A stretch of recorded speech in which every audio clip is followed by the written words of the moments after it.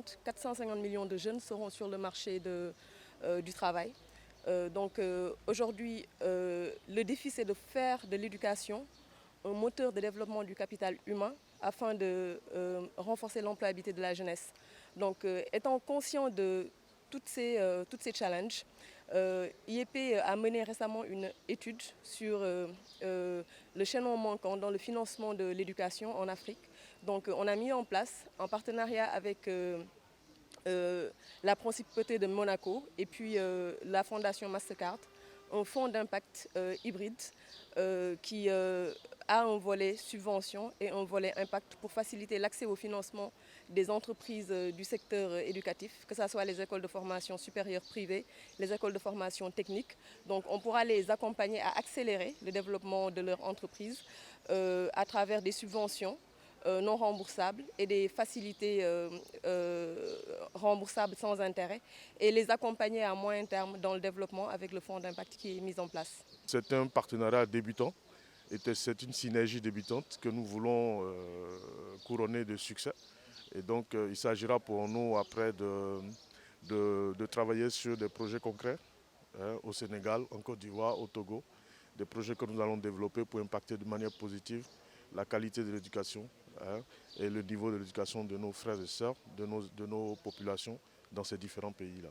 Nous, on a voulu unir nos forces pour essayer de revenir sur ces questions-là, sur ces questions relatives à l'éducation, à l'employabilité, à la qualification des jeunes Africains, de sorte à ce qu'on puisse avoir une jeunesse, et des dirigeants de qualité dans le futur.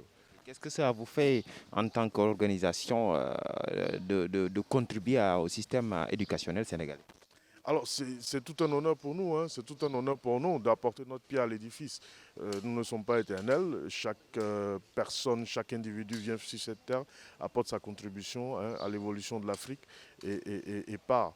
Nos pères fondateurs ont commencé, ils ont fait ce qu'ils pouvaient et par la grâce de Dieu nous sommes là, nous ferons ce que nous pouvons. Donc c'est tout un honneur pour nous de finaliser ce partenariat avec Ashoka qui est une organisation sous-régionale et la fondation aussi, NCA aussi qui est un acteur sur le terrain.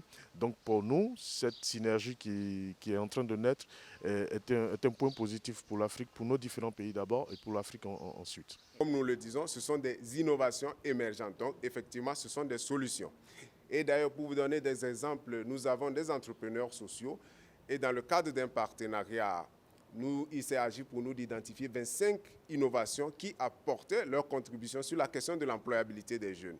Donc nous avons certains ici, comme le fondateur de Jocolabs, qui fait partie de cette cohorte, sans oublier également d'autres, que ce soit Synapse Center, qui également apporte sa contribution à travers son centre d'incubation. Donc aujourd'hui, c'est pour dire qu'en termes de solutions, il y a des choses qui sont faites, peut-être que par manque de visibilité, mais l'opportunité nous est donnée de dire que ces acteurs font des choses intéressantes.